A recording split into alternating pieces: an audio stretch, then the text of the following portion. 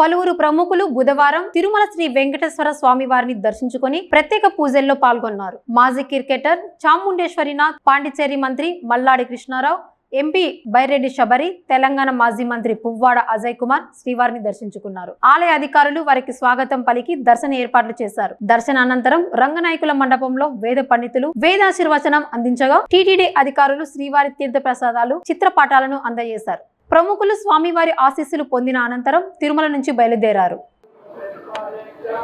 తిరుమల శ్రీ వెంకటేశ్వర స్వామి దర్శనానికి వచ్చి ఆ స్వామివారి దర్శనం చేసుకోవడం జరిగింది.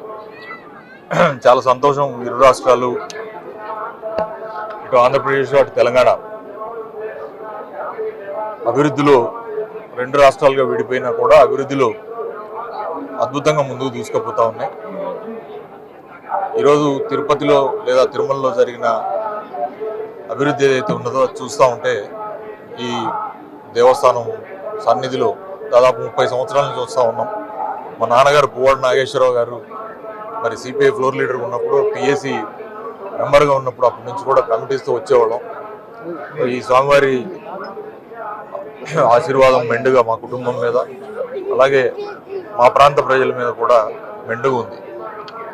వెంకటేశ్వర స్వామి భక్తులు తెలంగాణలో కోకొల్లలు. ప్రతి ఊర్లో, ప్రతి వాడలో వెంకటేశ్వర స్వామి దేవాలయాలు అక్కడ అనేకం ఉన్నాయి. సో స్వామివారు ఇరు రాష్ట్రాల ప్రజల్ని చల్లగా దీవించాలని, ఇప్పుడు వర్షాకాలం వచ్చింది కాబట్టి ఎల్నినో ప్రభావం అంటున్నారు, దాని నుంచి ఎట్లయినా సరే ఈ తెలుగు రాష్ట్రాలని కాపాడి సమృద్ధిగా వర్షాలు పడి రైతులకి ఉపయోగపడే విధంగా మంచి సమృద్ధిగా వర్షాలు పడాలని చెప్పి స్వామివారిని కోరుకుంటా ఉన్నా. అట్లనే మరి ఇతర విషయాల్లో కూడా రెండు తెలుగు స్పీకింగ్ ప్రజలు కూడా భావోద్వేగాలకు లోను కాకుండా చక్కగా కలిసిమెలిసి పనిచేయడానికి రాబోయే రోజులు స్వామివారి ఆశీర్వాదంతో కలిసి వస్తాయని చెప్పి మనస్ఫూర్తిగా నమ్ముతా ఉన్నా. ఓం నమో వెంకటేశాయ.